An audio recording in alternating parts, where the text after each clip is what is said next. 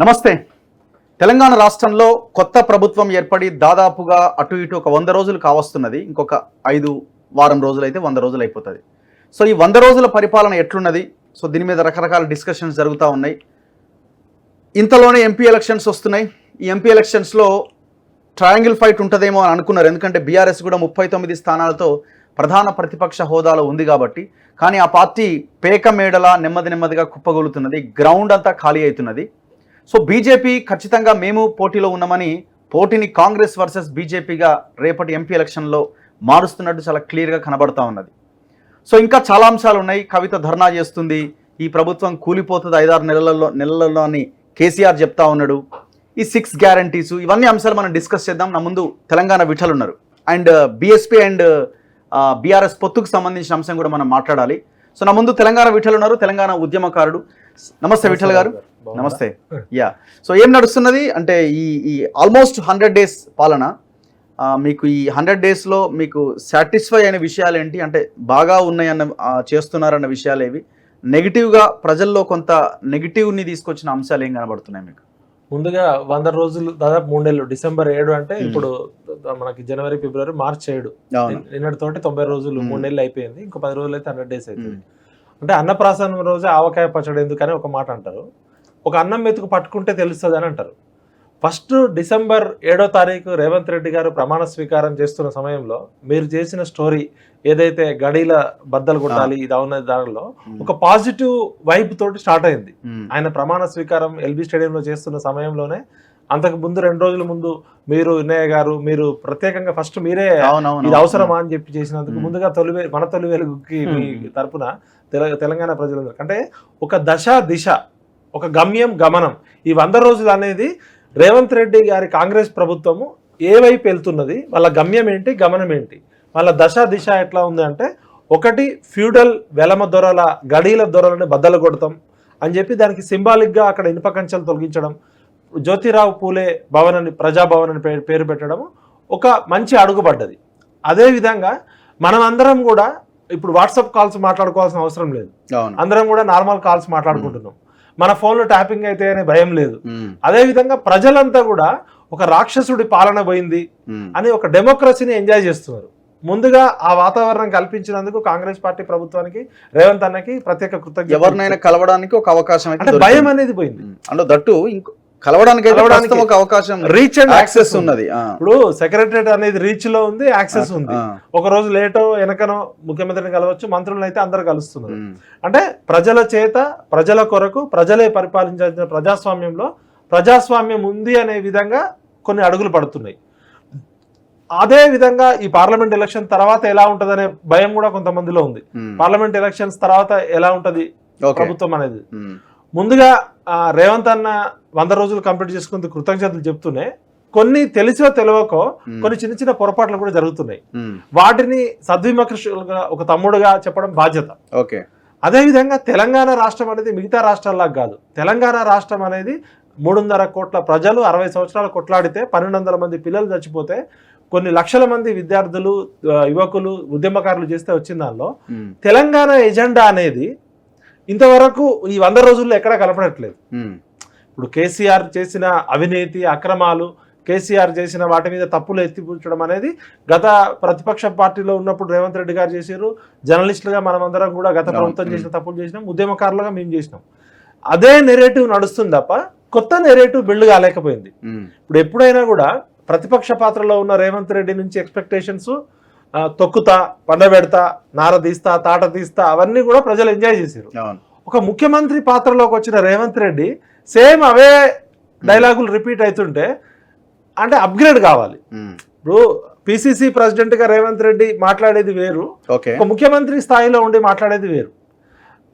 ఎందుకంటే అదే నెరేటివ్ ఉంటే మాత్రం మిడిల్ క్లాస్ కానీ, ఎడ్యుకేటెడ్ సర్కిల్స్ కానీ, బుద్ధిజీవులు కానీ మొత్తం 10 సంవత్సరాలు కేసీఆర్ తిట్టినాం, కేటీఆర్ తిట్టినాం. కేసీఆర్ చేసిన తప్పుల వల్లనే, కేసీఆర్ చేసిన అవినీతి వల్లనే, కేసీఆర్ చేసిన దాష్టిక పాలన వల్లనే ఇలా ప్రజలంతా ఒకటై కాంగ్రెస్ పార్టీకి అధికారం ఇచ్చారు. కాంగ్రెస్ పార్టీ తన సొంత బలం మీద అధికారంలోకి రాలే, లేకపోతే కాంగ్రెస్ పార్టీలో ఏమన్నా హేమాయేమి సూపర్ మ్యాన్ ఏమి లేరు. తెలంగాణ ప్రజలు వద్దురా నాయన కేసీఆర్ పాలన అని చెప్పి అప్పుడు బీజేపీ, కేసీఆర్, టీఆర్ఎస్ ఒకటే అని చెప్పి ఏకైక ఆప్షన్ కాంగ్రెస్ పార్టీ గెలుపుకి నిరుద్యోగులు, విద్యార్థులు, యూత్, ఉద్యమకారులు, మీలాంటి జర్నలిస్టులు అందరూ కష్టపడితే కాంగ్రెస్ పార్టీ అధికారంలోకి వచ్చింది. ఇలా కాంగ్రెస్ పార్టీలో రేవంత్ రెడ్డి పక్కకు పెడితే మిగతా ఎవరు కూడా తమ కాన్స్టిట్యున్సీ దాటి ఎవరు కూడా రాలే పరిస్థితి ఉంది. అందుకనే రేవంత్ రెడ్డి ఒక్కరే చేసిరు. అయితే రేవంత్ రెడ్డి ఒక్కడి వల్లనే కాంగ్రెస్ పార్టీ అధికారంలోకి వచ్చిందంటే రేవంత్ రెడ్డి గారే చాలా సార్లు చెప్పారు ఈ జర్నలిస్టులు, సోషల్ మీడియా ఇది.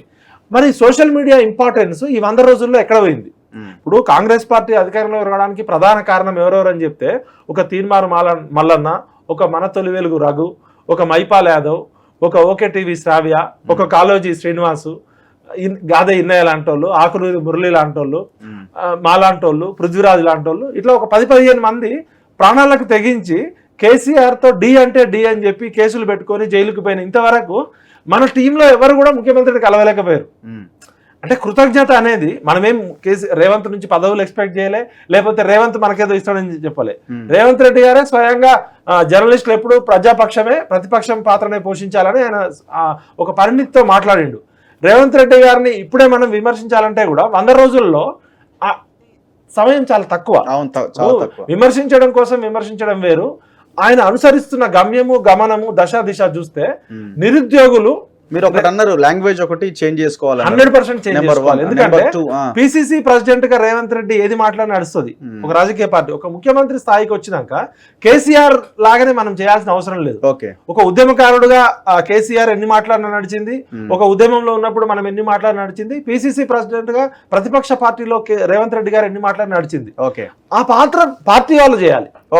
నెక్స్ట్ రెండోది వచ్చేసి నిరుద్యోగులు ఏ విద్యార్థుల త్యాగాలతోటైతే, ఏ 1200 మంది అమరవీరుల కుటుంబాలతోటైతే తెలంగాణ వచ్చిందో ఆ అమరవీరుల కుటుంబాల అడ్రస్ లేదు ఇంతవరకు. నిరుద్యోగులు 2 లక్షల ఉద్యోగాలు ఇస్తామని చెప్పారు, జాబ్ క్యాలెండర్ ప్రకటిస్తామని చెప్పారు. 30,000 ఉద్యోగాలు ఇప్పటికి 100 రోజుల్లో ఇచ్చినామని ఒక నెరేటివ్ బిల్డ్ చేస్తున్నారు. కానీ వాస్తవంగా Group 1, Group 2, Group 3 నోటిఫికేషన్స్ పక్కకు పెడితే పాత ఉద్యోగాలు టీఆర్ఎస్ ప్రభుత్వంలో ఉద్యోగ నోటిఫికేషన్స్ ఇచ్చి ఎగ్జామ్స్ కంప్లీట్ అయిన వాటికి వీళ్ళు అపాయింట్మెంట్ ఆర్డర్ ఇచ్చిన సంతోషమే. కానీ తెలంగాణ యువత, తెలంగాణ నిరుద్యోగులు ఎదురు చూసేది కాంగ్రెస్ ప్రభుత్వము, రేవంత్ రెడ్డి ప్రభుత్వం 2 లక్షల ఉద్యోగాలకి జాబ్ క్యాలెండర్ ప్రకటించాలని చూస్తున్నాం.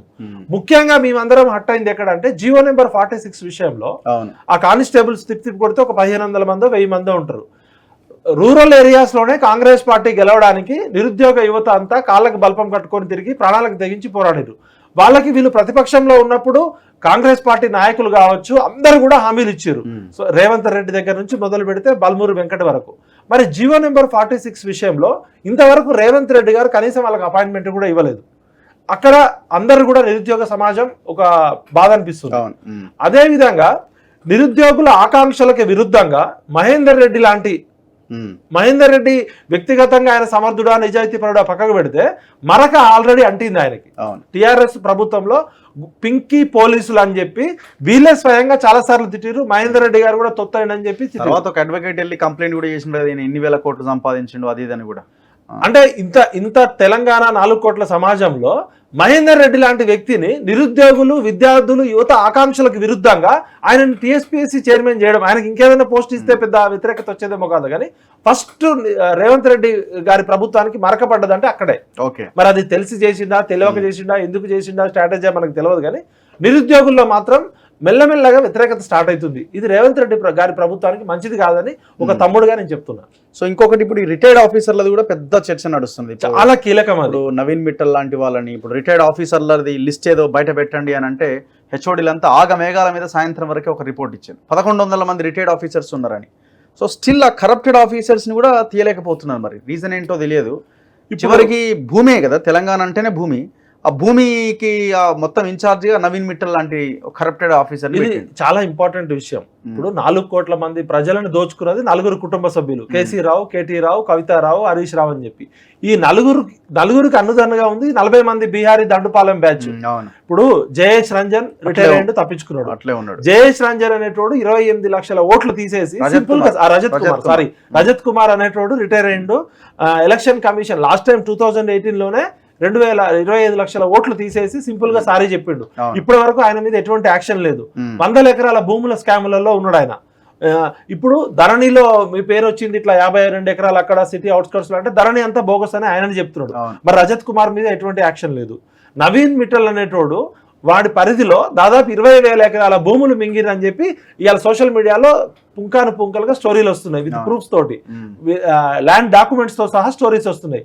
మరి అదే నవీన్ మిట్టల్ అనేటోడిని ధరణి కమిటీలో చైర్మన్ గా పెట్టి ఆయన ఆధ్వర్యంలో దొంగల మూటాకి అలీబాబా దొంగల మూటాకి నాయకులలో వన్ ఆఫ్ ద కీలకమైన పాత్ర సిసిఎల్ఏ రెవెన్యూ డిపార్ట్మెంట్ మొత్తం కూడా నవీన్ మిట్టల్ చేతిలో ఉంది.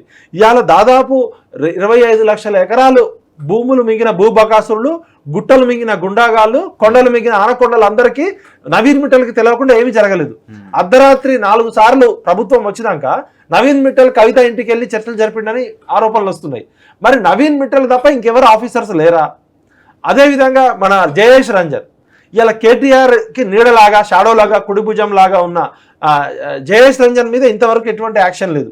ఇదే ప్రతిపక్షంలో ఉన్నప్పుడు ఇదే కాంగ్రెస్ పార్టీ నాయకులు రేవంత్ రెడ్డి గారు వీళ్ళందరినీ కూడా లిస్టు విడుదల చేసి ప్రూఫ్స్తో సహా చాలాసార్లు సిబిఐ కంప్లైంట్ ఇవ్వడం కానీ రకరకాల కంప్లైంట్స్ ఇచ్చారు. మరి ఇలా 100 రోజులు అయినాక కూడా అరవింద్ కుమార్ మీద ఇంతవరకు యాక్షన్ లేదు, నవీన్ మిట్టల్ మీద యాక్షన్ లేదు, రజత్ కుమార్ మీద యాక్షన్ లేదు, ఇంకా ఇలా జయేష్ రంజన్ మీద యాక్షన్ లేదు, సందీప్ శాండిల్య మీద యాక్షన్ వదిలిపెట్టండి, స్టిల్ అదే పదవిలో కంటిన్యూ అవుతున్నారు. ఎంత దారుణం అంటే రేవంత్ రెడ్డి గారి ప్రభుత్వానికి కనీసం ఈ ఆఫీసర్లని ట్రాన్స్ఫర్ చేసి ఈ ఆఫీసర్లని సస్పెండ్ చేసే అధికారం కూడా లేదా అనిపిస్తుంది. ముఖ్యంగా రేవంత్ అన్న మీరు ఫస్ట్ క్యాబినెట్ మీటింగ్ లో మీరు ఒకటి సవాల్ విసిర్రు.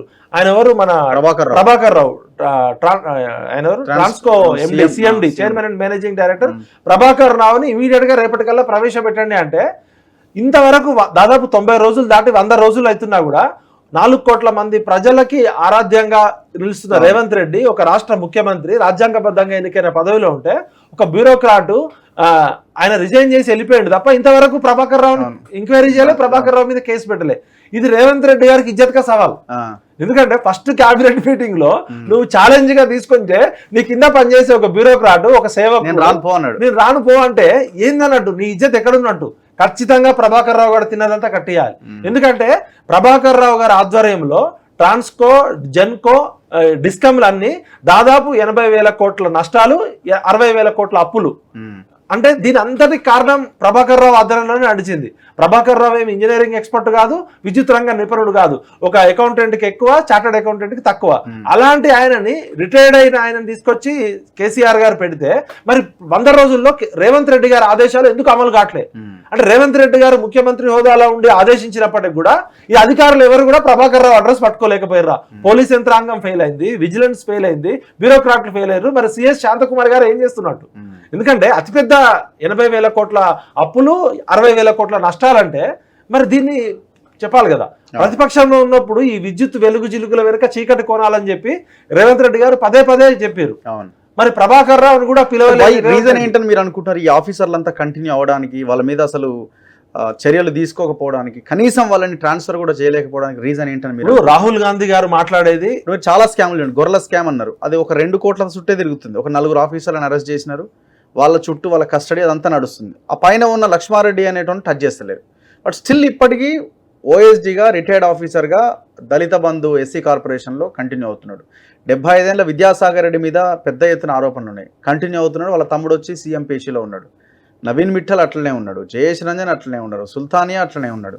ఇట్లా మనం లెక్క తీస్తే పెద్ద నిన్న మొన్న ఆయన ఎవరు విత్తనాల అభివృద్ధి కార్పొరేషన్ కేశవులు, సో ఆయన నిన్న ఏదో తీసినట్టున్నారు. అది కూడా వార్త వచ్చి పెద్ద సంచలనం అయిన తర్వాత వాట్ ఈస్ ద రీజన్ ఏంటి అసలు? ఏ ఉద్దేశంతో వీళ్ళని టచ్ చేయలేకపోతున్నారు? అంటే మనకి ఎగ్జాక్ట్లీ లోపల రేవంత్ రెడ్డి స్ట్రాటజీ ఏందో తెలియకపోవచ్చు, కానీ ప్రజల్లో మాత్రం అబాసు పాలయ్య ఉంది. ఇప్పుడు మీ మాటలేమో కోటలు దాటుతున్నాయి. రాహుల్ గాంధీ గారు ఏం చెప్తారు? కాంగ్రెస్ ప్రభుత్వం అధికారంలోకి రాగానే కాళేశ్వరం స్కామ్ 1,00,000 కోట్ల అవినీతి జరిగింది, కేసీఆర్ కుటుంబాన్ని అధికారులందరినీ బొక్కలో వేస్తామని రాహుల్ గాంధీ గారు స్వయంగా చెప్పారు ఎలక్షన్ క్యాంపెయిన్లో. రేవంత్ రెడ్డి గారు పదే చెప్పారు. 100 రోజుల్లో కనీసం ఒక పెద్ద తిమింగలం కూడా పోలేదు ఇంతవరకు. ప్రజల్లో ఏం చర్చ వస్తుందంటే ఇది మాటల ప్రభుత్వమా, చేతల ప్రభుత్వమా? ఇప్పుడు చిన్నవి జరుగుతున్నాయి.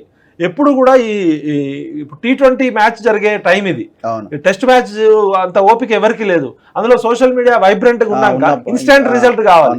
ఇప్పుడు రేవంత్ రెడ్డి గారు ఎంత కసితో ఎంత పట్టుదలతో అయితే కేసీఆర్ ప్రభుత్వాన్ని కూలగొట్టిండో, ఆ యాక్షన్ కూడా అంతకన్నా ఎక్కువగా రేవంత్ రెడ్డి నుంచి ఎక్స్పెక్టేషన్స్ ఎక్కువ ఉన్నాయి. రేవంత్ రెడ్డి గారి ప్రభుత్వం నుంచి ఆ ఎక్స్పెక్టేషన్స్ కి తగ్గట్టు ఎక్కడా కూడా యాక్షన్ లేదు. అధికారులు ఇంతవరకు ఎవరు జైలుకు పోలేదు. ఎవరో ఏసీబీ కేసుల్లో చిన్న చివ బాలకృష్ణ అనేటువంటి పోతున్నారు. అసలు మేజర్ గా కేసీఆర్ కుటుంబానికి అన్నుదన్నుగా ఉన్నది ఈ Bihar Dandupalem batch, mega Krishna Reddy, my home Rameshwar Rao. My home Rameshwar Rao అనేటువంటి పేరు ఇక్కడ ఎక్కడా రాదు. ఇంతవరకు అయినది ఒక్కటనే లేదు కదా. ఇప్పుడు ఒక మామూలు హోమియోపతి డాక్టర్ గా స్కూటర్ వేసుకొని వచ్చినోడు రియల్ ఎస్టేట్ లో చాలా కంపెనీలు ఆయనకన్నా ముందు ఉన్నాయి, చాలా కంపెనీలు ఉన్నాయి. మరి ఈయనకి వేల కోట్ల లక్షల కోట్ల ఆస్తులు వచ్చినాయి అంటే కేసీఆర్ గారు వడ్డించేటోడు మనోడు అయితే ఇస్తారు ఎక్కడున్నా అంటూ ఇద్దరికి కుల బలం ఉంది, సోపతి ఉంది, పార్టీ ఫండింగ్ ఉంది. మై హోమ్ రామేశ్వరరావు ఇలా మొత్తం తెలంగాణనే మై హోమ్ రియల్ ఎస్టేట్ కింద చేసిండని చెప్పి ఇదే కాంగ్రెస్ నాయకులు విమర్శించారు. మరి ఇంతవరకు ఎక్కడ కూడా మై హోమ్ మీద మీరు గతంలో విమర్శించిన అన్ని కూడా తప్పులా? మరి మెగా కృష్ణారెడ్డి అనేటోడు మెగా తిమింగలం అని చెప్పారు. అసలు మెగా కృష్ణారెడ్డే వాటాలు ఇస్తున్నాడు 30%, 40% అని చెప్పారు. కాళేశ్వరం స్కామ్ విషయంలో మనం పదే కేటీఆర్, కేసీఆర్, హరీష్ రావు పేర్లు వింటున్నాం కానీ ఈ కాంట్రాక్టర్ కేసీఆర్ కలిసే కదా కుమ్మక్కు చేసారు. మరి ఇంతవరకు అన్నారం గాని, సుందిల్ల గాని, ఆ మేడిగడ్డ పంప్ హౌస్ గాని, ఈ పంప్ హౌస్ల మీద 13, 17 పంప్ హౌస్ గులిపారు. ఇంతవరకు చర్చ లేదు.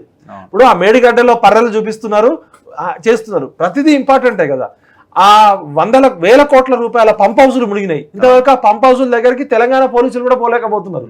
ప్రైవేట్ సెక్యూరిటీ, ప్రైవేట్ బౌన్సర్ల మధ్య ఆ మెగా కృష్ణారెడ్డికి ఏమన్నా సపరేట్ రాజ్యం ఉందా?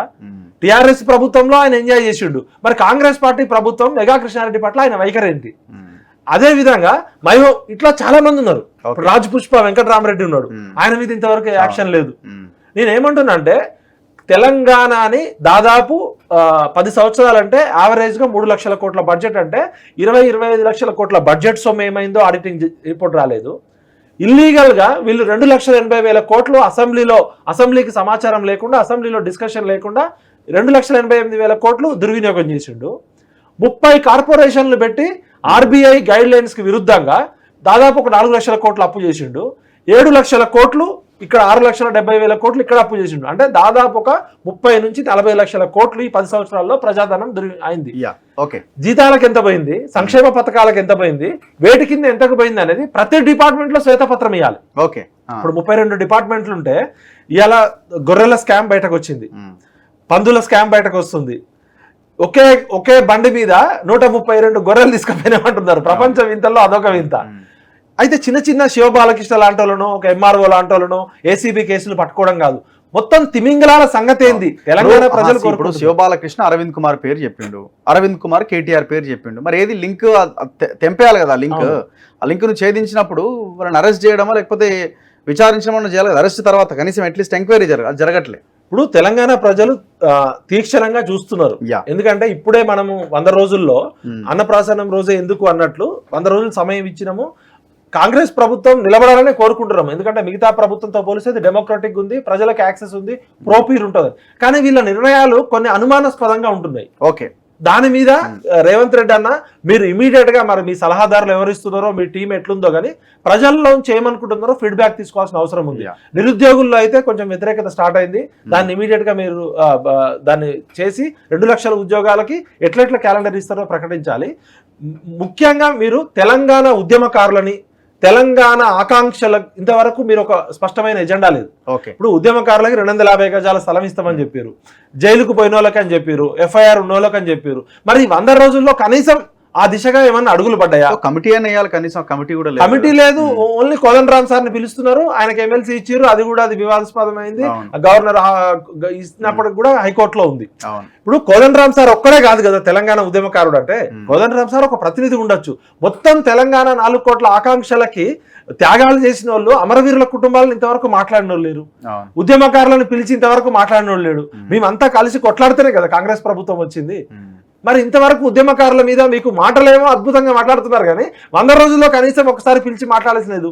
పౌర సమాజంలో మొన్న యోగేంద్ర యాదవ్ ఢిల్లీ నుంచి వచ్చినప్పుడు యోగేంద్ర యాదవ్ తో పనిచేసిన వాళ్ళని ఒక 10-20 మందిని తీసుకెళ్లారు. దానిలో కోదండరామ్ గారు, గాదయ్య గారు, అరగోపాల్ తప్ప మిగతా ఎవరు కూడా తెలంగాణ సమాజంతో పెద్ద సంబంధం లేని వాళ్ళు. మరి మాలాంటి వాళ్ళు అందరం, మీలాంటి వాళ్ళు అందరం కష్టపడితే ఇంతవరకు మనలాంటి వాళ్ళని ముఖ్యమంత్రి కార్యాలయం పిలవలేదు, సలహాలు సూచనలు అడగలేదు. మనం అపాయింట్మెంట్ అడిగినా కూడా చూద్దాం చేద్దాం అనే ధోరణిలోనే కనపడుతున్నారు. ఎవరికైనా ఆత్మగౌరవం ఉంటుంది. ఇప్పుడు మనం కేసీఆర్ ప్రభుత్వం పోవాలని కొట్లాడింది, ప్రజాపాలన రావాలి, మనందరికీ పార్టిసిపేషన్ ఉండాలని కోరింది. మనమేం పదవులు కోరుకోలే, ఎమ్మెల్యేలు కోరుకోలే, ఎంపీలు కోరుకోలే. గౌరవము, ఆత్మగౌరవము, ప్రాధాన్యత, గుర్తింపు, గౌరవం అనేది ప్రతి మనిషి కోరుకుంటాడు. ఇవాళ ముఖ్యంగా కూడా అన్నీ తెలిసిన కేసీఆర్ తెలంగాణను ఆగం చేసిండు. మరి తెలంగాణ ఉద్యమం అస్తిత్వంలో ఇప్పుడున్న కాంగ్రెస్ నాయకుల్లో చాలా తక్కువ మందికి పేగుబంధం ఉంది. ఉద్యమం వాళ్ళు జైలుకు పోయి, తెలంగాణ ఉద్యమంలో జైలుకు పోయిన వాళ్ళు, త్యాగాలు చేసిన వాళ్ళు ఇప్పుడున్న కాంగ్రెస్ కేబినెట్ లో చాలా తక్కువ మంది ఉంటారు. మరి వీళ్ళు ఏం చేస్తారు అనే భయము, స్వయంగా తెలంగాణ ఉద్యమ గీతానికి ప్రతీక అయిన ఒక పెద్ద మనిషి నాతో ఆఫ్ ద రికార్డ్ అంటుండే, అన్ని తెలిసిన కేసీఆర్ ఆగం చేస్తే ఏం తెలియని కాంగ్రెస్ వాళ్ళు ఏం చేస్తారో అని భయం అవుతుంది అన్నాడు. నేను ఏమంటున్నా అంటే, మీ మాటలు, డైలాగులు, సొల్లు కబుర్లు పక్కకు పెట్టి యాక్షన్ తీసుకోండి. రాహుల్ గాంధీ గారేమో సామాజిక న్యాయం మా ఎజెండా, బీసీలకి ప్రధాన పీట ఇస్తాం, క్యాస్ట్ సెన్సెస్ చేస్తాం, అందరికీ వాటా ఇస్తామని చెప్తున్నారు. ఇక్కడ చూస్తేనేమో వెలమధరల పాలన పోయి మళ్ళీ రెడ్డి ధరల పాలన వస్తుందేమో అనే భయం ఎస్సీ ఎస్టీ బీసీ వర్గాల్లో స్పష్టంగా. ఎందుకు ఈ స్టేట్మెంట్ ఇస్తున్నారు మీరు?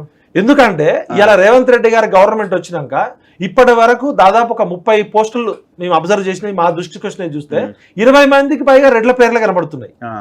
వాళ్ళేమో ఎక్స్ట్రాడినరీ టాలెంట్ ఉన్నోళ్ళ, ఎక్స్ట్రాడినరీ క్యాపబిలిటీ ఉన్నోళ్ళ అంటే అది కూడా లేదు.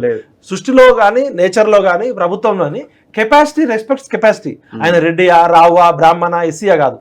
ఇప్పుడు రిక్రూట్ చేసిన పోస్టులు చూస్తే వాళ్ళకి కెపాసిటీ లేదు, తెలంగాణ ఉద్యమంతో సంబంధం లేదు, త్యాగం లేదు. అట్లని వాళ్ళు పబ్లిక్ పాలసీ ఎక్స్పర్ట్స్ అంటే అది కూడా లేదు. కేవలం రేవంత్ రెడ్డి గారికి దగ్గర ఉన్నారనో లేకపోతే రెడ్డి అనో చెప్పి ఒక చర్చ జరుగుతుంది. నేను పూర్తిగా ఇది ఇప్పుడే నేను ఆరోపణ చేయట్లే, కానీ రేవంత్ రెడ్డి అన్నకి సలహా ఇస్తున్నా, మీరు ఆ అపవాదుని మూట కట్టుకోకండి. పాత ప్రభుత్వం, వెలమదొరల ప్రభుత్వం, మొత్తం వెలమదొరల రాజ్యం అనేది స్పష్టంగా కనబడ్డది.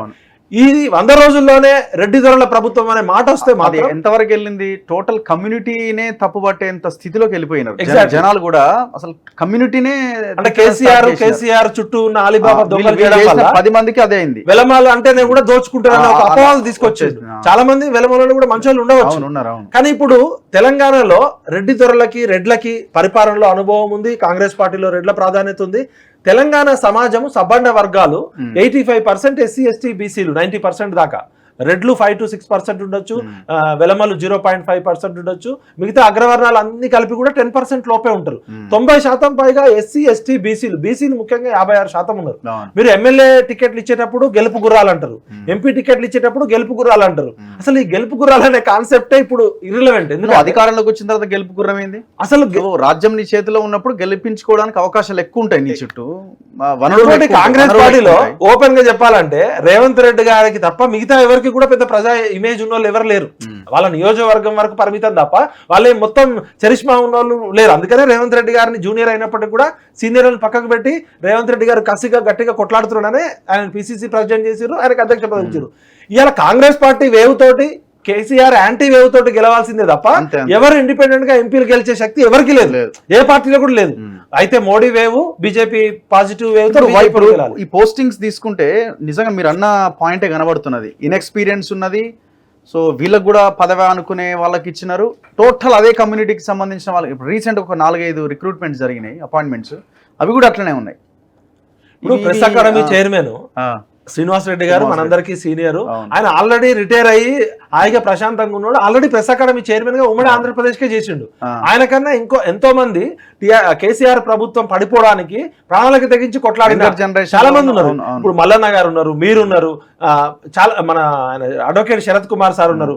మళ్ళాంటి యంగ్స్టర్స్ ని ఎంకరేజ్ చేస్తే ఎవరైతే పనిచేసిర్రో, ఇప్పుడు కేసీఆర్ ప్రభుత్వాన్ని ఢీకొనడానికి రేవంత్ ఒక్కడే కష్టపడితే రాలే, కాంగ్రెస్ పార్టీ ఒక్కడే కష్టపడితే రాలే, మనందరం ప్రాణాలకు తెగించి కొట్లాడితే వచ్చింది. నిజంగా అర్హత ఏంటి? త్యాగము, ధైర్యము, నిజాయితీ, ప్రతిభ, ఈ 4 కదా కొలబద్ద. అసలు మూలకు కూర్చున్న వాళ్ళని, ఎప్పుడు అవుట్డేటెడ్ వాళ్ళని, అసలు ఎవరికి తెలియని వాళ్ళని, తెలంగాణ సమాజంతో సంబంధం లేని చాలా మందిని తీసుకొస్తున్నారు. Press academy chairman Srinivas Reddy గారు అంటే అందరికీ పరిచయం, ఆయన గౌరవం ఉంది. ఆయన ఆల్రెడీ ఆ పోస్ట్ ఎంజాయ్ చేసిండు. ఇప్పుడు పదే ఆకలిస్తూ అన్నమో రామచంద్ర అంటూ బయట ఉన్న వాళ్ళకి ఇవ్వకుండా ఆల్రెడీ తిని బలిసిన వాళ్ళకి మళ్ళా ఇస్తే, ఇంకొకటేమో అర్హత లేని వాళ్ళకి, యోగ్యత లేని వాళ్ళకి, ప్రతిభ లేని వాళ్ళకి, నైపుణ్యం లేని వాళ్ళకి రెడ్డిస్ కి ఇవ్వద్దని కాదు. కొంతమంది అయితే పేర్లు కూడా తెలియవు. ఆంధ్రప్రదేశ్ టచ్ ఉన్న వాళ్ళకి కూడా కొంతమందికి పదవులు. రేవంత్ రెడ్డి గారు ఏ పోస్ట్ ఇచ్చేటప్పుడైనా ఫస్ట్ అర్హత ఏంది, వీళ్ళు కేసీఆర్ ప్రభుత్వంతో కొట్లాడిరా లేదా, కాంగ్రెస్ పార్టీలో అయినా బయట అయినా పౌర సమాజంలో అయినా. ఆకునూరి మురళి గారికి ఇంతవరకు అడ్రస్ లేదు, గాదే ఇన్నయ్య గారి అడ్రస్ లేరు. ఒక కోదండరామ్ గారిని పిలుస్తున్నారు, మాట్లాడుతున్నారు. ఒక కోదండరామ్ గారు ఒక్కరే కాదు కదా, ప్రాణాలకు తెగించి కొట్లాడిన చాలా మంది ఉన్నారు. కోదండరామ్ గారు మా గురువు గారు, గౌరవము. ఆయనకి ఇచ్చిన ఎమ్మెల్సీ పదవి కూడా డోలామైనది. నేను స్పష్టంగా రేవంత్ రెడ్డికి రిక్వెస్ట్ చేస్తున్నా, డిమాండ్ చేస్తున్నా, మీ పార్టీ అధికారంలోకి రావడానికి, కేసీఆర్ ప్రభుత్వం కూలిపోవడానికి 10 సంవత్సరాలు కేసీఆర్ తో డి అంటే డి అని కొట్లాడిన చాలా మంది విద్యార్థి నాయకులు ఉన్నారు, పౌర సమాజంలో మేధావులు. కాంగ్రెస్ పార్టీలో బక్కా జడ్సన్ అనే వ్యక్తి మనందరికన్నా, మనకంటే అన్ని అవయవాలు ఉన్నాయి, శరీరం భగవంతుడి దయవల్ల ఉంది. ఆయనకి పాపం యాక్సిడెంట్ కావడం వల్ల ఒక ఆయన నడవడానికే చాలా ఇబ్బంది పడుతున్న వ్యక్తి, అందరికన్నా ఎక్కువగా కొట్లాడుతున్న జడ్సన్ ని పిలిచి ఒకసారి మాట్లాడండి. ఇలా జడ్సన్ పోరాటం వల్ల ఎన్నో స్కామ్లు బయటకు వచ్చినాయి. ఆయన ధరణి గురించి ఆయన బయట పెట్టకపోతే కథ ఎక్కడిది, వ్యవహారం ఎక్కడిది, వీళ్ళు మాట్లాడేటోళ్ళ. ఎగ్జాక్ట్లీ వాళ్ళ దగ్గర ఇన్ఫర్మేషన్ ఉన్నా వాళ్ళు మాట్లాడలే. ఇప్పుడు జడ్సన్ లాంటి ఇక్కడ రేవంత్ రెడ్డి గారు, మీరు పెద్దన్న, ఇప్పుడు మోడీ ఎట్లయితే బడే బాయ్ అన్నారో, మీరు తెలంగాణకి మీరే బడే బాయ్. మరి పెద్దన్న పాత్ర పోషించాల్సినప్పుడు చిన్న చిన్న ఇగో ప్రాబ్లమ్స్ ఉంటే పక్కకు పెట్టండి. జడ్సన్ అనే వ్యక్తి నిజాయితీగా కొట్లాడతాడు, ధైర్యంగా కొట్లాడతాడు, త్యాగం చేస్తాడని తెలంగాణ సమాజంలో అందరికి తెలుసు. మరి జడ్సన్ లాంటి వ్యక్తులు చాలా మంది ఉన్నారు సమాజంలో. ఎందుకు అంటే నేను ఎగ్జాంపుల్ చెప్తున్నా, నాకేం జడ్సన్ సపరేట్ ఫేవర్ కాదు.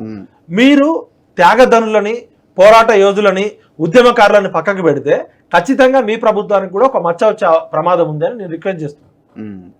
సో ఇప్పటికి కూడా మీరు ఎంపీ ఎలక్షన్లో సీట్ల విషయం చూడండి, మొత్తం కవర్ చేసేస్తున్నారు.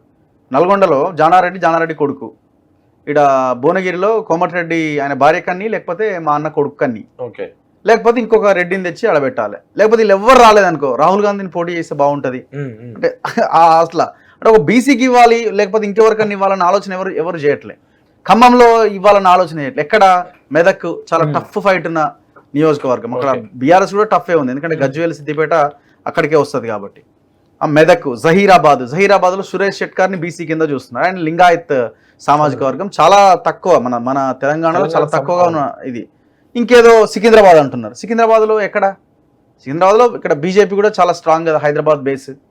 సో ఇట్లాంటి నియోజకవర్గాల్లో బీసీలు అంటున్నారు, ఓవరాల్గా మాత్రం మొత్తం పనిచేసుకున్నారు. చాలా ఇంపార్టెంట్ క్వశ్చన్ మీరు ఇందాక చెప్పినట్టు, అసెంబ్లీ నామినేటెడ్ పదవుల్లో లేదు, మీకు పోటీ చేసే దగ్గర లేదు. ఇక్కడికి వస్తే మళ్ళీ గెలుపు గుర్రాలు అంటారు. ఇక్కడ గవర్నమెంట్లో లేనప్పుడు సరే గెలుపు గుర్రాలంటే ఒక అర్థం ఉన్నదేమో, సరే అరే ఎట్లా గెలుస్తారు, వాళ్ళే ఓడగొడతారు అట్లా ఇట్లా అని. గవర్నమెంట్లోకి వచ్చిన తర్వాత మీరు గెలిపించుకోవచ్చు కదా. ఇక్కడ స్పష్టంగా కాంగ్రెస్ పార్టీ గెలిచింది కాంగ్రెస్ సొంత బలంతో కాదు.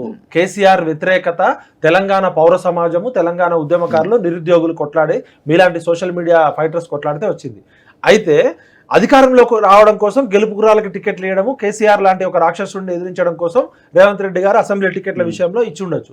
కానీ ఇప్పుడు కాంగ్రెస్ పార్టీ అధికారంలోకి వచ్చిన తర్వాత కూడా మీరు చెప్పిన ఎంపీ టికెట్ల విషయమే తీసుకుంటే 17 ఎంపీ టికెట్లలో హైదరాబాద్ పక్కకు పెడితే 16 ఉన్నాయి. 16 వరంగల్, నాగర్ కర్నూల్, ఆదిలాబాద్ ఎస్సీ ఎస్టీలకు 5 పోతే 11 ఉన్నాయి. 11 రాహుల్ గాంధీ గారు పదే సామాజిక న్యాయం చేయాలి, కాంగ్రెస్ పార్టీ అనేది ఇంక్లూజివ్ పాలసీ మాది, వర్గాలకి, పేద వర్గాలకి, ఎవరు ఇంతవరకు అసెంబ్లీ, పార్లమెంటు, చట్టసభల్లోకి రాని వాళ్ళకి ప్రాధాన్యత ఇస్తామని చెప్పి ఆయన భారత్ జోడో యాత్ర అని చెప్పి ఆయన సామాజిక ఎజెండానే సామాజిక భారతదేశం అనే నెరేటివ్ లో వెళ్తున్నాడు. మరి ఇక్కడ సామాజిక తెలంగాణ గురించి పదే మాట్లాడే రేవంత్ రెడ్డి గారు కానీ, రాహుల్ గాంధీ గారు కానీ ఎంపీ టికెట్ల విషయంలో ఇవాళ మీరు ఖమ్మం టికెట్ తీసుకుంటున్నారు. మా ఖమ్మం జిల్లాలో 70% ఎస్టీలు ఉంటారు, మిగతా 50% బీసీలు ఉంటారు. 170 యాక్ట్ తీసేస్తే కమ్మాసు 1 to 2% ఉంటారు, రెడ్డీస్ 1% కూడా ఉండరు. ఇక్కడ మన వెలమల్లు స్టేట్ మొత్తంలో ఎట్లుంటారో ఖమ్మం జిల్లాలో రెడ్డీస్ 0.5%, 1% ఉంటారు. ఆల్రెడీ పొంగులేటి సీనన్న మంత్రి పదవిలో ఉన్నారు, తుమ్మల నాగేశ్వరరావు గారు మంత్రి పదవిలో ఉన్నారు, బట్టు విక్రమ గారు మంత్రి పదవిలో ఉన్నారు. ముగ్గురు కీలకమైన నాయకులు జిల్లాలో ముగ్గురు ఉన్నారు. ముగ్గురు కూడా ఇద్దరు బలమైన అగ్రవర్ణాలు. చాలా మందికి తెలంగాణ ఉద్యమంతో సంబంధం లేని వాళ్ళు, తుమ్మల నాగేశ్వరరావు గారు కానీ, పొంగులేటి శ్రీనన్న కానీ. నాకు వ్యక్తిగతంగా వాళ్ళు పరిచయము, నాకు గౌరవం, అది వేరే పక్కకు పెడితే బట్టి విక్రమార్క కూడా తెలంగాణ ఉద్యమంలో 60 భయంకరంగా కొట్లాడిన కాదు. ఆయన తెలంగాణ ఉద్యమానికి చాలా హిస్టరీ ఉంది, ఆయన తెలంగాణ వద్దన్న చరిత్ర కూడా ఉంది. అయితే తెలంగాణ ఉద్యమం పుట్టింది 68 ఖమ్మం జిల్లాలో. తెలంగాణ ఉద్యమానికి బొడ్రాయి లాంటిది ఖమ్మం జిల్లా. కేసీఆర్ దీక్ష చేసిన 68 నుంచి మొదలు పెడితే మొన్నటి వరకు కూడా అంత చైతన్యవంతమైన జిల్లాలో ఉన్న ఒక్క ఎంపీ టికెట్ మళ్ళీ అదే కమ్మ సామాజిక వర్గానికి, అదే రెడ్డి సామాజిక వర్గానికి. సరే వాళ్ళు ఏమైనా కాంగ్రెస్ పార్టీలో ఫస్ట్ నుంచి ట్రాక్ రికార్డు ఉండి త్యాగధనులా అంటే ఒక ఆయన ఏమో ఒక మినిస్టర్ గారికి తమ్ముడట, ఒక ఆయన ఏమో ఒక మినిస్టర్ గారికి భార్య, ఒక ఆమె, ఇంకో ఆయన ఏమో 100 కోట్లు పెట్టుకొని వంకాయలపాటి వెంకయ్య అని ఆయన అసలు కాంగ్రెస్ పార్టీకి సంబంధం లేదు, ఉద్యమంతో సంబంధం లేదు. అంటే ఖమ్మం జిల్లాలో మీరు ఎంపీ టికెట్ ఇవ్వడానికి కాంగ్రెస్ పార్టీలో ఎవరు దొరకలేదా మీకు? అంటే మళ్ళా కుటుంబ పాలన. ఒకవైపు రాహుల్ గాంధీ గారు ఏం చెప్తున్నాడు, మేము కుటుంబ పాలనని పోషించాము, ఎంకరేజ్ చేయము, వీలైనంత యూత్ కి ఎక్కువ మందికి ఇస్తాం, వీలైనంత సామాజిక వర్గాలు ఇస్తామని చెప్తుంటే ఇలా కాంగ్రెస్ పార్టీ ప్రో ఉండి కేసీఆర్ కి యాంటీ ఉండి బీఆర్ఎస్ వీక్ ఉన్న పరిస్థితుల్లో కూడా మీరు కాంగ్రెస్ పార్టీలో కొత్త వ్యక్తులకి త్యాగధనులకి ఇవ్వట్లేదంటే మీ చర్యని ప్రజలు గమనిస్తున్నారు. అదే విధంగా నల్గొండ జిల్లా తీసుకుంటే కోమటిరెడ్డి బ్రదర్స్ అంతే, వాళ్ళదే జానారెడ్డి సన్ను, ఇక వీళ్ళేనా కాంగ్రెస్ పార్టీ అంటే? కాంగ్రెస్ పార్టీలో మిగతా ఎవరు లేరా? పోరాటం చేసి త్యాగం చేసిన వాళ్ళు లేరా? లేదా పౌర సమాజంలో మేధావులు లేరా?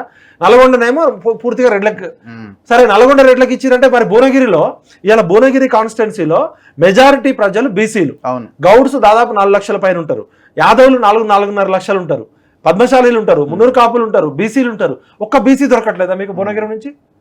అదే అక్కడ ఆ 2 సీట్లు అయిపోతే మహబూబ్ నగర్ మళ్ళా రెడ్డిస్కే, వంశీచంద్ర రెడ్డికి డిక్లేర్ చేశారు. ఆయన అంటే కాంగ్రెస్ పార్టీలో ఫస్ట్ నుంచి కొట్లాడిండు, సరే మొన్న ఎమ్మెల్యే టికెట్ దొరకలేదు అనుకుందాం, మహబూబ్ నగర్ రెడ్డి అయిపోయింది. ఇక మిగతా రంగారెడ్డిలో సునీత మహేందర్ రెడ్డి, మహేందర్ రెడ్డి అనేటోడే భూములు మింగిన భూబకాసురులు అని చెప్పి టిఆర్ఎస్ పార్టీ కాంగ్రెస్ పార్టీని భూస్థాపితం చేయడానికి టిఆర్ఎస్ లో ఉండి అన్ని కుట్రలు చేసిందని మీరే స్వయంగా ఎన్నోసార్లు విమర్శలు చేసింది.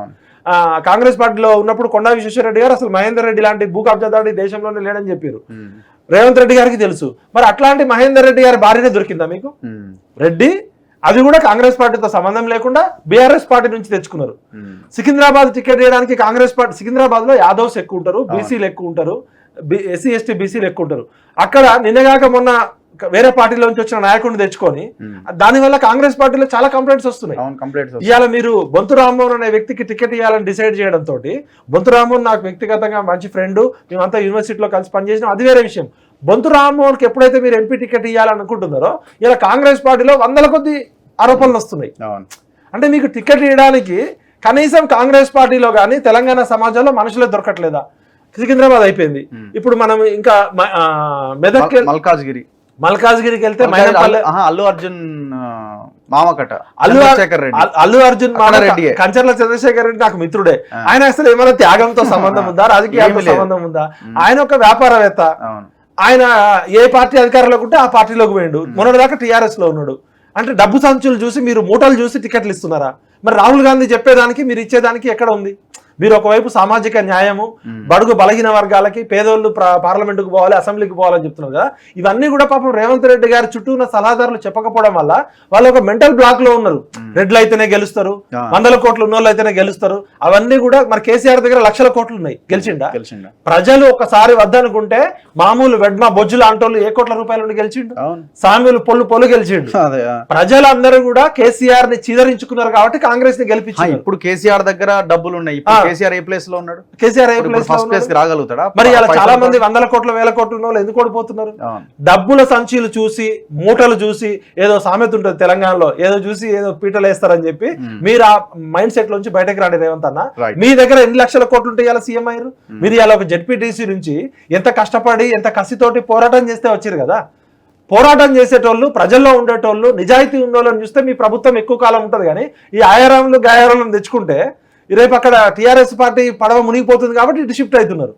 ఇక్కడ షిఫ్ట్ అయిన వాళ్ళకి మీరు టికెట్ ఇస్తే కాంగ్రెస్ పార్టీని నమ్ముకొని సంవత్సరాల తరబడి క్యాడర్ ఇబ్బంది పడతారు. ప్రజల్లో కూడా మీ పట్ల ఒక చులకన భావం ఏర్పడుతుంది. ఏముంది కేసీఆర్ లాగానే రేవంత్ కూడా చేస్తున్నాడు, ఆ పార్టీలో ఉన్న వాళ్ళందరూ లాగుతున్నాడు అంటున్నారు. మీరు యువకులని, నిజాయితీ పరులని, ఉద్యమకారులని, త్యాగధనులని, కాంగ్రెస్ పార్టీ కోసం నిజాయితీగా కష్టపడేటోళ్ళని 90% పైగా ప్రజల్లో ఉన్న ఎస్సీ ఎస్టీ బీసీలను ఎంకరేజ్ చేయాలి. ఇలా బెల్లయ్య నాయకు నాకు 20 ఏళ్ల నుంచి పరిచయం. బెల్లయ్య నాయకు సామాజిక ఉద్యమాల్లో ఉన్నాడు, తెలంగాణ ఉద్యమాల్లో ఉన్నాడు. మరి ఆ బెల్లయ్య నాయకు టికెట్ దొరకట్లేదు.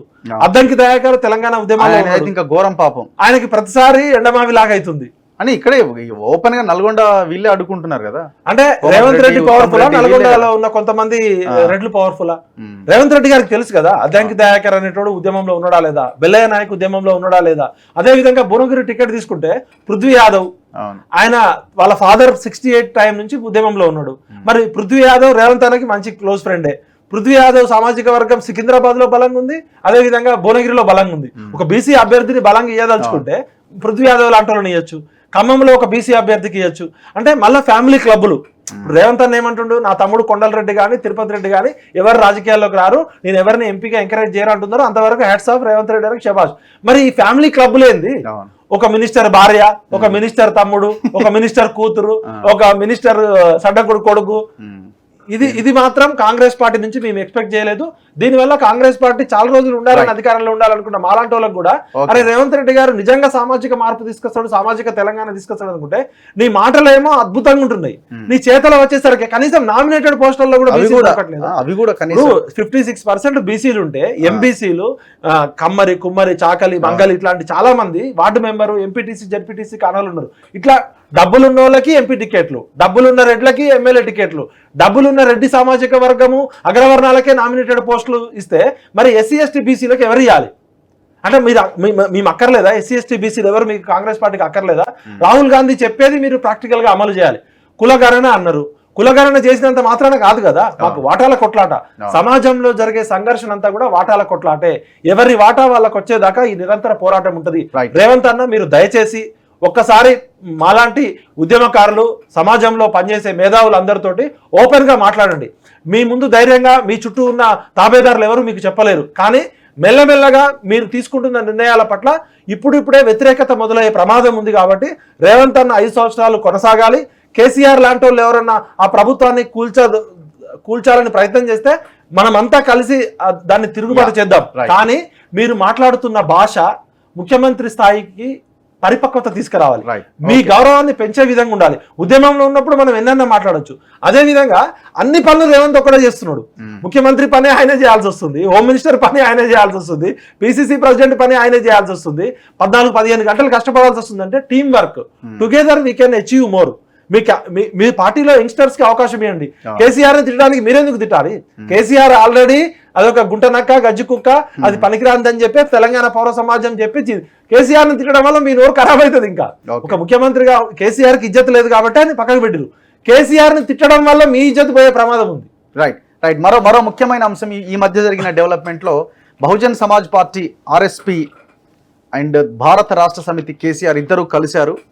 రాబోయే ఎన్నికల్లో మేము పొత్తు పెట్టుకోబోతున్న ఎంపీ ఎలక్షన్స్ లో అన్నారు. మీరు ఆ పరిణామం మొత్తం డెవలప్మెంట్ అంతా చూస్తుంటారు. సో ఇది ఎట్లా మీరు రిసీవ్ చేసుకుంటున్నారు? జనరల్ గా ఏ రాజకీయ పార్టీ అయినా ఇంకో రాజకీయ పార్టీతో పొత్తు పెట్టుకోవడము వాళ్ళ రాజకీయ ఎన్నికల ప్రణాళికలో భాగంగా, ఎత్తుగడలో భాగంగా ఉంటుంది. కానీ ఇక్కడ పొత్తు పెట్టుకుంది ఎవరంటే కేసీఆర్.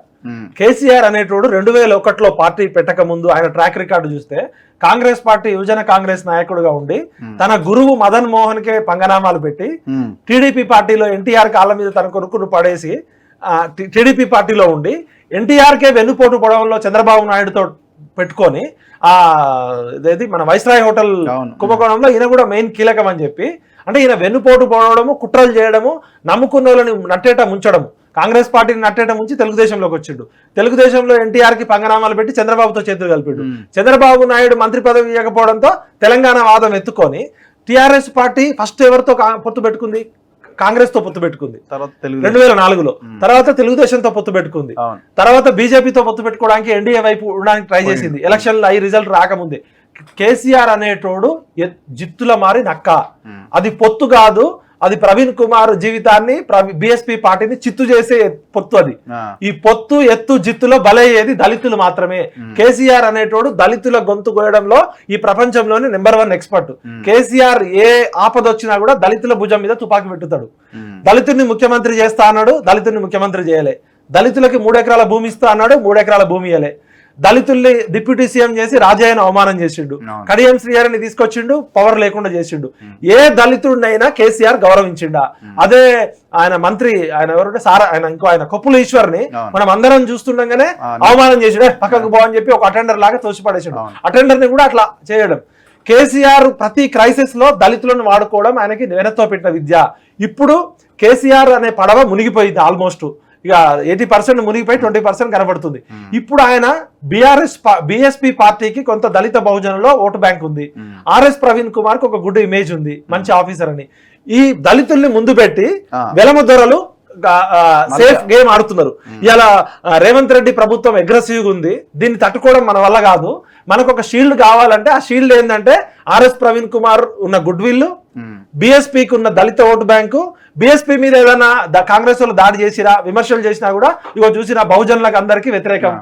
కాబట్టి దయచేసి ప్రవీణ్ అన్న, నువ్వు నాకు బాగా క్లోజ్, నేను తమ్ముళ్ళు లాంటి కేసీఆర్ తో నేను 20 ఏళ్ళు ట్రావెల్ చేసిన, కేసీఆర్ ఎవరిని కౌగలించుకున్నా, కేసీఆర్ ని పోయి ఎవడు కౌగలించుకున్నా కూడా అది భస్మాసుర హస్తం లాంటిదే, అది ధృతరాష్ట్ర కౌగలి. నీ కొద్ది గొప్ప ఒక పోలీస్ ఆఫీసర్ గా, ఒక విద్యా సంస్కర్తగా లక్షల మంది గురుకుల విద్యార్థులని తీసుకొచ్చినట్టుగా నీ ఇమేజ్ ఎంపీ ఎమ్మెల్యే ఇమేజ్ కన్నా పెద్ద ఇమేజ్. నువ్వు రాజకీయాల్లో కొత్త, దయచేసి ప్రవీణ్ అన్న ఇప్పటికైనా మీరు ఆలోచించండి. అక్కడ మాయావతి ఏం చెప్పిందో, మీరు ఇక్కడ ఏం చేసిరో తెలియదు, కానీ ఇది మాత్రం ప్రవీణ్ కుమార్ సార్ ఇమేజ్ కి పూర్తిగా డ్యామేజ్ చేసే చర్య. అది రాజకీయంగా కూడా పెద్ద ఫలితాలు తీసుకొస్తుంది అనుకోవట్లేదు. వాళ్ళ పార్టీలు, వాళ్ళ ఎత్తుగడలు, వాళ్ళ ఇష్టం. బట్ కేసీఆర్ అనేటోడు 360 degrees లో మోసం చేయడానికే పుట్టిండోడు. కాబట్టి పొత్తు ఏదైనప్పటికీ కూడా ఆర్ఎస్పీ భవిష్యత్తుకి ఇదేం ఉపయోగకరంగా ఉండే అవకాశం లేదా? ఆర్ఎస్పీ భవిష్యత్తుకు ఉపయోగపడదు, బిఎస్పీ భవిష్యత్తుకు ఉపయోగపడదు. కేవలం దళితుల్ని ముందు పెట్టి కేసీఆర్ అనేటోడు కాంగ్రెస్ అగ్రెసివ్ దాడి నుంచి తప్పించుకోవడానికి, రేపొద్దున కేసీఆర్ కుటుంబం మీద కానీ కేసీఆర్ బినామీల మీద దాడులు జరిగినప్పుడు బిఎస్పీ కవచాన్ని ముందు పెట్టుకుంటాడు. దయచేసి బడుగు బలహీన వర్గాల దళిత బహుజనులారా, కేసీఆర్ అనేటువంటి మాత్రం ఎట్టి పరిస్థితుల్లో నమ్మద్దు. కావాలంటే ట్రాక్ రికార్డు తీసుకోండి. దళితులని ఫస్ట్ కేసీఆర్ దళితులని మోసం చేసినంత ఎవరిని మొన్న దళిత సీఎం దగ్గర నుంచి మన దళిత ఆర్ఎస్పీ చెప్తున్నది ఏంటంటే రాజ్యాంగం, లౌకికవాదం, సెక్యులరిజం, సో ఇవన్నీ మనం పరిరక్షించాలంటే దేశంలో బీజేపీ ప్రమాదకరంగా మారింది, రాష్ట్రంలోకి ఎంటర్ అవుతుంది, అందుకే మేము బీఆర్ఎస్ ఒకటే ఆల్టర్నేట్ అని అంటున్నారు. ఒక సీనియర్ జర్నలిస్ట్ గా ఫ్యాక్ట్స్ చెప్తున్నా. నేను ఢిల్లీలో కూడా జర్నలిస్ట్ గా పనిచేసినప్పుడు పొలిటికల్ సర్కిల్లో, జర్నలిస్ట్ సర్కిల్లో కాన్షీరామ్ పెట్టిన బీఎస్పీ వేరు, మాయావతి అనుసరిస్తున్న బీఎస్పీ వేరు. మాయావతి బతుకుండగానే ఆమె విగ్రహాలు, ఏనుగులు పెట్టి 3,200 కోట్ల తాజ్ కారిడార్ స్కామ్ లో సిబిఐ ఎంక్వైరీ ఎదుర్కొంటున్న సమయం ఉంది. ఇవాళ ఎక్కడైతే ఉత్తరప్రదేశ్ లో కింద అట్టడుగు వర్గాల ఆశాజ్యోతిగా వచ్చిన బిఎస్పీ పార్టీ అడ్రస్ లేకుండా పోయే పరిస్థితి మాయావతి అనుసరించిన విధానాలనే. మాయావతి తనను తాను కాపాడుకోవడం కోసం పార్టీని మొత్తం బలిపీఠం మీద పెట్టిందని బిఎస్పీలో చాలా సంవత్సరాలుగా పనిచేసిన అందరికీ తెలుసు. కాన్షీరామ్ సిద్ధాంతాలు, అంబేద్కరిజం వేరు. మాయావతి పవర్ ఎత్తుగడలో ఒకసారి బ్రాహ్మణులతో కలవడం, ఒకసారి బీజేపీ వాళ్ళతో కలవడం. ఇవాళ ఉత్తరప్రదేశ్ లో బీజేపీ గెలవడానికి 2 పార్టీలు ప్రధాన కారణం. ఒకటి బీఎస్పీ పార్టీ, ఒకటి ఎంఐఎం పార్టీ. ఈ 2 పార్టీల వల్ల సమాజ్వాదీ పార్టీ 64 సీట్లు కోల్పోయింది. అసలు బీఎస్పీ పార్టీ పుట్టినదే ఉత్తరప్రదేశ్ లోనే అడ్రస్ లేకుండా పోయింది. మాయావతి ఇలా బీజేపీతో కలిసి ఉందనేది ఇలా బహిరంగ రహస్యం. మరి మాయావతి గారు ఒక తప్పుడు నిర్ణయాలు తీసుకుంటే ఆర్ఎస్ ప్రవీణ్ అన్న మీరు బయటకు రండి. ఇప్పటికైనా మించిపోయిందేం లేదు. బడుగు బలహీన వర్గాలు, దళితులు, పేద వర్గాలు, సామాజిక తెలంగాణ కోసం మీలాంటి వాళ్ళు అందరూ కలిసి పనిచేయాలని కోరుకున్నాం. ఆకునూరి మురళి కానీ, ఆర్ఎస్ ప్రవీణ్ కానీ, విశారదాన్ మహారాజ్ కానీ, ఇలా అందరు కలిసి ఎస్సీలకు, ఎస్టీలకు సామాజిక తెలంగాణ తీసుకొస్తాం అనుకున్నాం. కానీ మీరే ఇట్లా దళిత నిన్నటి దాకా మీరు తిట్టారు కదా గడీల దొరని, మీరు ఎట్లా పోయిరు? అసలు ఏనుగు ఎక్కి మీరు సచివాలయానికి పోవాలి కదా, మరి మీరు ఏనుగు ఎక్కకుండానే మీ కారులో పోయి ఆ కారు ఈ కారు. ప్రవీణ్ అన్న పర్సనల్ గా అయితే నేను చాలా హర్ట్ అయినా, బట్ మీ పార్టీ నిర్ణయాలు, మీ నిర్ణయాలు మీకు ఎట్లుంటాయి ఎత్తుగడల్లో, అది మీకు ఆ స్వేచ్ఛ ఉంది. కానీ ఇది మాత్రం ఆర్ఎస్ ప్రవీణ్ కుమార్ కి పర్సనల్ గా చాలా డ్యామేజ్ చేస్తుంది. ఇప్పుడు ఆయన ఏ సిద్ధాంతం అయితే నమ్మిండో, సామాజిక న్యాయము, స్వేచ్ఛ, ఇవన్నీ ఆ పార్టీలో ఉండి ఏమైనా సాధించడానికి అవకాశాలు ఉన్నాయా? ఇప్పుడు ఆ పార్టీతో కలిసి పొత్తు పెట్టుకొని కేసీఆర్ తో కలిసి సావాసం చేసి ఆయన అనుకున్న సిద్ధాంతం, ఐడియాలజీ ఏమైనా ఇంప్లిమెంట్ చేయడానికి అవకాశం ఉందా? అసలు దాని మీద కొట్లాడే అవకాశం ఉందా? కేసీఆర్ అనేటోడిని దళిత బహుజన సిద్ధాంతానికి పూర్తి వ్యతిరేకి, ఫ్యూడల్ కరుడు కట్టిన కులవాది అండ్ ఫ్యూడల్, డెమోక్రటిక్ కాదు. అలాంటి కేసీఆర్ తోటి నువ్వు జతకట్టడం, బీఎస్పీ లాంటి పార్టీ జతకట్టడం అంటే ఇది ఒక చారిత్రాత్మక తప్పిదం అవుతుంది. కావాలంటే ఇది రికార్డు చేసుకోండి. కేసీఆర్ తోటి సాహసం చేసిన వాళ్ళు, కేసీఆర్ తో చేయగలిగిన వాళ్ళు ఎవ్వరు కూడా ఏ పార్టీ కూడా లాభపడలే. కేసీఆర్ కి లాభం తప్ప మీకేమీ లాభం ఉండదు. ఈ పొత్తు వెనకాల జిత్తుల మారే నక్క వేసే ఎత్తుగడలు ఉన్నాయి. దీనిలో చిత్త అయ్యేది బీఎస్పీ పార్టీ. ఓకే, నిరుద్యోగుల విషయంలో మాత్రం మేము రేవంత్ అన్న ప్రభుత్వానికి డిమాండ్ చేస్తున్నాం, హెచ్చరిక చేస్తున్నాం. మీరు జీవో నెంబర్ 46 బాధితుల్ని పిలిచి ఒక డిస్కషన్ చేయండి. అదే విధంగా నిరుద్యోగ భృతి విషయంలో మీరు ఇస్తా అన్నారు, ఇంతవరకు లేదు.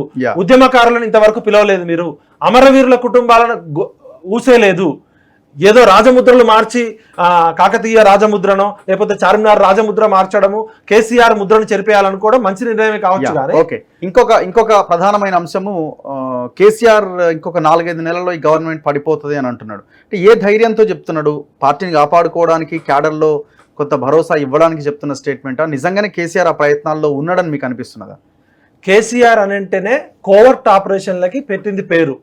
కేసీఆర్ ఇన్ఫార్మర్లు ప్రతి పార్టీలో ఉన్నారు అనే విషయం మనకి తెలుసు. ఇలా తెలంగాణ ప్రజలంతా కొట్లాడి ఇలా కాంగ్రెస్ ప్రభుత్వాన్ని అధికారంలోకి తీసుకొచ్చారు. ఒకవేళ 20-30 సీట్లు తక్కువ వచ్చి ఉంటే ఇలా కాంగ్రెస్ పార్టీ సీనియర్ నాయకులు అని చెప్పుకున్న చాలా మందికి కూడా ప్యాకేజీలు అందిన మాట వాస్తవం. అది అందరికీ తెలుసు. అది కాంగ్రెస్ హైకమాండ్కి తెలుసు, రేవంత్కి తెలుసు, జర్నలిస్టులకు తెలుసు, ప్రజలందరికీ తెలుసు. మరి గత పరిచయాలు ఉంటాయి కదా. కేసీఆర్ ముఖ్యమంత్రిగా 10 ఏళ్ళు ఉన్నప్పుడు కేసీఆర్ తో ఆర్థిక లావాదేవీలు నడిపిన కాంగ్రెస్ నాయకులు, కేసీఆర్ కనుసన్నల్లో మెలిచిన కాంగ్రెస్ నాయకులు అందరూ కూడా ఎప్పుడైనా రేవంత్ రెడ్డి సీటుకి ఎసరు తీసుకొచ్చే ప్రమాదం ఉందనేది వాస్తవం. అయితే కేసీఆర్ గినక అలాంటి దుందుడుకు చర్యలు చేస్తే తెలంగాణ సమాజం మొత్తం తిరగబడే ప్రమాదం ఉంది. కాబట్టి ఆయన ఇప్పుడు ఇట్లాంటి చేయట్లే. రేవంత్ రెడ్డి గారు మాట్లాడిన భావం కరెక్టే. నేను తొక్కుతా, లాగులో ఏది తొండలు వేసుకుంటా, లేదా పేగులు తీసి ప్రజలు వేసుకుంటా. ఆ కోపం అంటే ప్రజలందరూ కష్టపడి ఇచ్చిన ప్రభుత్వాన్ని కూలగొడతావా అని చెప్పి రేవంత్ అన్న మాట్లాడిన భావం కరెక్టే, కానీ భాష మీరు మాట్లాడకూడదు. ఎందుకంటే కేసీఆర్ ఎదురు చూస్తుండు రేవంత్ అన్న ఎక్కడ సెల్ఫ్ గోల్ చేసుకుంటాడో అని. కాబట్టి 24 గంటలు 365 రోజులు కుట్రలు కుతంత్రాలు నయవంచన చేసేది కేసీఆర్. కాబట్టి కేసీఆర్ కి ఎలాంటి అవకాశం ఇవ్వకూడదు. అంటే మీరు ఇంకా ఎలర్ట్ గా, డెమోక్రటిక్ గా ఎస్సీ ఎస్టీ బీసీల మెజారిటీ ప్రజలు మీ వైపు తెచ్చుకోవాలి. కేవలం రెడ్లనే పెట్టుకొని మీరు పాలన చేస్తా అంటే కేసీఆర్ కానీ రేపొద్దున బీజేపీ కానీ మీ ప్రభుత్వం మీద కుట్రలు చేస్తే ప్రజలు మీ వైపు ఉండేలా మీ చర్యలు ఉండాలి. కాబట్టి రేవంత్ గారు మాట్లాడే భావం కరెక్ట్ కానీ భాష కరెక్ట్ కాదు. కేసీఆర్ లాంటోడు ఇక్కడ ఇప్పటికే బీజేపీ పార్టీ మధ్యప్రదేశ్లో గవర్నమెంట్ పడగొట్టిందని అపవాదం ఉంది. హిమాచల్ ప్రదేశ్లో నిన్నగాక మొన్న 6 కాంగ్రెస్ ఎమ్మెల్యేలు అమ్ముడు బైర్ అనేది ఉంది. కర్ణాటకలో ఆ ప్రయత్నం జరిగింది. మహారాష్ట్రలో శివసేన ఎన్సీపీ ప్రభుత్వం పడిపోయింది. బీజేపీ ఖచ్చితంగా టచ్ చేస్తుంది. టచ్ చేసిన ప్రతి చోట గవర్నమెంట్ పడిపోయింది. బీజేపీ మహారాష్ట్రలో టచ్ చేసింది, గవర్నమెంట్ పడిపోయింది. బీజేపీ మధ్యప్రదేశ్లో టచ్ చేసింది, గవర్నమెంట్ పడిపోయింది. బీజేపీ హిమాచల్లో టచ్ చేసింది, గవర్నమెంట్ పడిపోయింది. మరి బీజేపీ ఈ ఎలక్షన్స్ తర్వాత, పార్లమెంట్ ఎలక్షన్స్ తర్వాత ఇక్కడ కూడా టచ్ చేస్తే పరిస్థితి ఏంటి అనేది ఆ భయం ఉండొచ్చు. అదే విధంగా కాంగ్రెస్ పార్టీలో చాలా మంది కోవర్ట్లు కేసీఆర్ తో ఉన్నారు.